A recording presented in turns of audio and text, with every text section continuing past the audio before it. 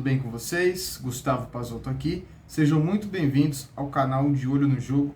Hoje eu vou começar de um jeito um pouco diferente, tá bom? Eu vou avisando vocês, né? Se é que tem alguém que vê esses vídeos além de mim mesmo, que o canal vai passar por uma pequena mudança. Eu vou continuar trazendo as notícias de todos os clubes aqui do Brasil, principalmente agora que os times vão jogar os estaduais, começa a Libertadores, negociações, enfim. Vou continuar falando sobre tudo isso das equipes aqui do Brasil. Mas quando aparecer escrito Momento do Torcedor na tela, é a hora que eu vou falar do meu time de coração, tá bom? E aí, quem torce para o mesmo time que eu e quiser ficar aqui para poder ouvir minhas opiniões, debater, ou quem não torce para a equipe que eu amo e quiser também sair por achar que eu vou estar sendo clubista, fiquem à vontade, tá bom? Estou avisando porque o momento político que passa o Corinthians, ele é tão complicado que eu não estou conseguindo ignorar. Eu não estou conseguindo simplesmente agir como um cara que quer fazer um canal e vou falar ali de todos os times de forma neutra e passar pelo Corinthians como se fosse só mais um clube. Não é. É o meu time de coração, é o clube que eu amo, é o clube que eu sou apaixonado e isso não vai mudar, né? Eu já disse aqui, eu sou estagiário do Globoesporte.com aqui do interior de São Paulo e a gente não produz muita coisa sobre os clubes grandes. Então eu não tenho esse envolvimento com o Corinthians no meu dia a dia de trabalho. Então aqui, quando aparecer escrito Momento do Torcedor, eu vou falar de Corinthians e vou falar tudo que eu penso. Então não achem que é porque eu vou colocar aqui que eu vou estar falando do clube que eu sou torcedor, que eu vou ficar puxando o saco do Corinthians, longe disso. É bem diferente, na verdade, sobre tudo que acontece dentro do clube. Eu não vou ficar aqui rasgando seda pro Corinthians, mas eu tenho a vontade de ter um tempo maior falando sobre o clube que eu amo, beleza? Mas agora a gente vai falar das rodadas que ocorreram aí nos estaduais pelo Brasil. Pelo Campeonato Carioca, as equipes grandes seguem jogando com times alternativos e sem nenhum interesse pelo estadual também.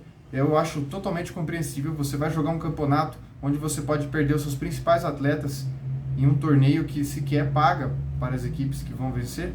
Não acho que seja realmente uma coisa tão interessante assim para os clubes que têm aí na temporada geralmente mais de 70 jogos por ano. O Boa Vista e o Vasco ficaram no 0-0, o Flamengo perdeu de 2-1 para o Nova Iguaçu e o Botafogo perdeu para a Portuguesa do Rio de Janeiro. O Campeonato Mineiro também começou e por lá é a mesma coisa, tá, gente? É um time alternativo porque o Cruzeiro está fazendo pré-temporada nos Estados Unidos, mas mesmo assim venceu a Tombense 1-0 com gol do Bolazzi, aquele mesmo que era do Criciúma e já está balançando as redes pelo Clube Mineiro. O Galo empatou fora de casa com o Aimoré e pelo Campeonato Paranaense o Azures ganhou do Atlético Paranaense e o Cascavel ganhou de 1-0 do Coritiba. Pelo Campeonato Cearense, o Ceará venceu por 2-1 o Tirol. E o Fortaleza também está nos Estados Unidos, jogou com o Chicago Fire e perdeu por 1-0. E o São Paulo jogou nesta segunda-feira e empatou em 0-0 com a equipe do Botafogo de Ribeirão Preto. O Santos empatou em 1-1 com a Ponte, mais um gol de Guilherme, com 3 gols em 2 jogos nesse início de estadual. Agora vamos falar sobre o mercado da bola. O Cuéllar foi apresentado no Grêmio e simplesmente durante a coletiva, falando como foi a quase negociação com o Internacional, ele soltou um infelizmente não deu certo. Você falar isso sendo apresentado no Grêmio é uma das maiores gafes que eu já presenciei dentro de uma apresentação no futebol brasileiro, hein? No Fortaleza, o Davi Luiz, que já era esperado, foi anunciado, recebido com festa pela torcida no aeroporto e o jogador vai para a temporada de 2025 pelo Lion. Júnior Santos também já desembarcou em BH, como a gente já havia aqui falado. E no Santos, a novela Neymar ganha mais um capítulo. Jogador e clube estão acertados. Os valores que o Santos pagaria para o jogador também não foi informado. Há quem diga que, na verdade, o maior interesse que rola ali do Neymar voltar para o Santos seria uma possível compra do Neymar pai, junto com o fundo árabe, da SAF do Santos, que aí ocorreria uma aprovação, né, pelo Conselho nos próximos dias. Então existe aí a possibilidade do Santos virar SAF e ser comandada pelo Neymar pai. Aliás, o Danilo, que é o jogador lateral direito da Juventus, teve um flerte com o Santos, né? Muito por conta de ser a equipe que ele jogou, inclusive na época do Neymar, mas tudo indica que ele vai fechar com o Flamengo. Não sei agora, né? Com a vinda do Neymar, se isso pode pesar para o jogador repensar para onde ele deseja ir, mas por hora tudo indica que ele deve ser reforço do Flamengo e fazer dupla novamente com o Alexandro, com quem jogou no time italiano. O Fluminense segue na busca pelo atacante Rony do Palmeiras. As informações são de que o salário dele poderia chegar a 1,6 milhão no Fluminense. Seria o pedido do jogador para o clube carioca, né? Aí, se a equipe vai aceitar, são outros 500. Mas o Rony é um pedido fortíssimo do Mano Menezes para a equipe carioca nesta temporada. Já no Palmeiras, também existem boatos de que a equipe vai investir no meia Claudinho, que está no Zenit. Aliás, é um jogador que, hora e mexe, está sendo especulado aqui no futebol brasileiro. E aí, tudo indica que o Alviverde vai fazer uma proposta ali na casa dos 120 milhões de reais pelo jogador, que já foi muito preterido, inclusive, pelo Flamengo. No Botafogo, o Luiz Henrique já foi apresentado no Zenit. E na troca dessa negociação, vem o atacante Arthur e o meia Wendel. Só que o meia Wendel vai custar aos cofres alvinegros aí mais de 100 milhões de reais. E o time do Botafogo tenta fazer com que ele chegue antes do meio do ano, que é o trato feito com a equipe russa. E o chileno Vargas, ex-Atlético Mineiro, está muito próximo de ser jogador do Vitória. O jogador chegaria sem custos para a equipe baiana, apenas firmando valores de salário e luvas. Pessoal, por hoje o mercado da bola está encerrado para a gente. Durante a semana, com mais atualizações, eu trago aqui para vocês tudo o que acontecer. Agora sim, momento torcedor. Vou falar de Corinthians, gente. Eu sou corintiano pra caralho. Tô muito aliviado de poder fazer isso, independente se vão ver ou não. Eu tô aqui para poder fazer aquilo que eu gosto. Tá sendo bacana para mim. E eu vou falar de Corinthians e toda essa pataquada que foi mais uma tentativa de votação pelo impeachment de Augusto Melo. Ontem, no Parque São Jorge, rolou a votação para ver se vai haver votação. É patético, né? As coisas que acontecem dentro do Corinthians, dos portões para dentro, são dignas de show de comédia, né? Então, o que aconteceu? De 300 conselheiros, sendo 100 deles aqueles vitalícios, né? Que já estão beirando ali os 150 anos de idade, muitos deles nem estavam mais lá durante o período de votação. E o que ficou acordado? Vamos fazer uma votação para saber se devemos prosseguir com o protocolo de impeachment do presidente. E o que aconteceu? De 300, 240 votaram e 126 votaram a favor de que continue o processo de impeachment de Augusto Melo, comandado por Romeu Tuma, aquele mesmo que é presidente do conselho e que tem no pai dele um histórico bem curioso sobre a ditadura, que eu nem quero abordar aqui, tá, gente? Só procurem saber, dê um Google aí sobre o pai de Romeu Tuma Jr., que vocês vão entender como que era a peça, né? Então, o que aconteceu? Ficou indefinido, né? A polícia militar chegou nos caras e falou, ó, gente, não vou conseguir ficar aqui com um micro-ônibus cheio de policiais até 2 da manhã esperando essa votação acabar. O protocolo da polícia era de ficar até no máximo meia-noite e com uma nova votação, que era o que eles queriam naquele momento, iria durar ali por pelo menos até 1h30 da manhã. E a torcida do Corinthians, ela não ia sair dali, enquanto não fosse definida essa bendita votação. Então, tudo indica que nesta próxima segunda-feira, dia 27, ocorra de fato a votação para saber se vai mesmo afastar o Augusto Melo do cargo, que aliás deu uma entrevista saindo do Parque São Jorge, possesso da vida, falando que o Romeu Tuma é um ditador, que ele mesmo vota, ele define coisas de interesse próprio e que o Corinthians está nessa situação por conta de pessoas como ele. Mas vamos lá, Augusto Melo, você não deu motivo para esses caras quererem fazer isso com você? Porque para mim você deu, certo? Você não é nenhum santo. Ah, mas você... Cara, entenda uma coisa, você que tá vendo. Não é porque eu tô falando que o Augusto Melo não é confiável que eu sou a favor daquela quadrilha que sugou o Corinthians por 16 anos. Só que dentro de um ano, a dívida do Corinthians aumentou, teve um escândalo da Vaidbet, que cada hora surge uma nova versão, contratações extremamente equivocadas, ele pegou e foi contraditório quando falou que não haveria coleguismo no Corinthians, que seria um choque de gestão, que o Rubão não trabalharia no Corinthians e trabalhou, inclusive agora chama ele de ladrão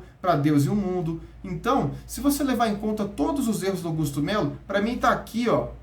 Entendeu? Tá 80-20, ele fez 20% de coisas boas e 80% de coisas ruins. Também não dá para ser 100% de coisas ruins, né? Até o Andrés, que é o maior câncer da história do Corinthians, também fez coisas boas lá dentro e nem por isso a gente aqui, ó, que é torcedor e que se lasca vendo essas notícias do Corinthians, é a favor do cara. Então agora, O que vai acontecer com o Corinthians? O time está se ajeitando dentro de campo, segue vencendo, mesmo que os 2 primeiros jogos para mim tenham sido bem fracos, mas é o de todo mundo nesse começo de temporada. O Corinthians, ele está se ajeitando dentro de campo. O elenco está fechado, criou um elo com a torcida, uma coisa que a gente não via há muito tempo dentro do Timão. E agora temos que estar presenciando um possível impeachment do presidente. Por enquanto, sem provas, porque o inquérito lá da Vaidbet ainda não foi finalizado. Entendeu? Se ele tem culpa no cartório, ele tem que ser afastado. O problema é quem entra no lugar, porque não vai entrar um cara bacana ali, disposto a cuidar do Corinthians, como a gente vê no Palmeiras, como a gente vê no Flamengo, ou em outros clubes que sejam minimamente organizados. Pelo contrário, a tendência é que entre a quadrilha do Andrés. Ou seja, é mais do mesmo. Por que esses caras não quiseram ficar em cima de todos os anos de Duílio no Corinthians? O grande contrato com o Ramiro, as dívidas com empresários, os contratos misteriosos que tem na base do Corinthians, que aliás se mantém, né? O Augusto Melo prosseguiu com a máfia que tem dentro da base do Corinthians. Então, cadê essa cúpula, esses conselheiros tão preocupados? Meu Deus, como eu amo o Corinthians. Cadê esses caras no período de André Sanches e companhia? É muito curioso, né, gente? É muito intrigante você pensar o que acontece dentro do clube. Eu, como torcedor apaixonado que sou, que sofro, que tenho até barba branca já, de tanto ódio que eu passo com o Corinthians, eu penso o seguinte: esse ano é capaz da gente ver o Corinthians ser campeão de algum título, porque no futebol tudo pode acontecer. A gente já viu times piores do que o Corinthians levantar título expressivo. Então é possível ver o Corinthians ser campeão. Eu acredito mais nessa possibilidade do que na ideia de que o Corinthians um dia vai se reorganizar. Já virou um câncer que pegou o corpo todo. É uma coisa maligna. O Corinthians não consegue reduzir dívida, não consegue chegar num lugar diferente do que ele já foi um dia. Ele não consegue. Parece não haver mais forças. Isso não tem nada a ver com a grandeza do clube. Porque se o Corinthians não tivesse esse tamanho todo, ele já teria falido, fechado as portas. Mas não acontece pela grandeza que o clube tem. Agora, o torcedor vai novamente ficar durante essa semana apreensivo para saber o que vai acontecer na próxima segunda-feira. Aliás, o salário de janeiro continua atrasado, senhor Augusto Melo. Coisa que você disse que não aconteceria mais. E daqui a pouco a gente sabe como que é a figura jogador. O ritmo começa a baixar, a indireta começa a surgir, o descontentamento. E eles vão estar na razão deles, porque o jogador é um trabalhador. Ele tem ali o seu salário, ele precisa disso para se manter. Merecem ganhar tudo isso? Na minha opinião, não. Ainda te quebra são CLT. Mas se o futebol paga isso pro atleta, não tem muito o que ser feito. Então a gente sabe que jogador, ele vive à base do dinheiro. Se você começar a atrasar, o rendimento cai e quem se fode é o torcedor. Então, hora de dar um jeito nisso aí, Augusto. Pague o salário desses jogadores. Ah, mas o valor está bloqueado pela conta. Meu amigo, você é presidente de um dos maiores clubes do mundo. Se vire.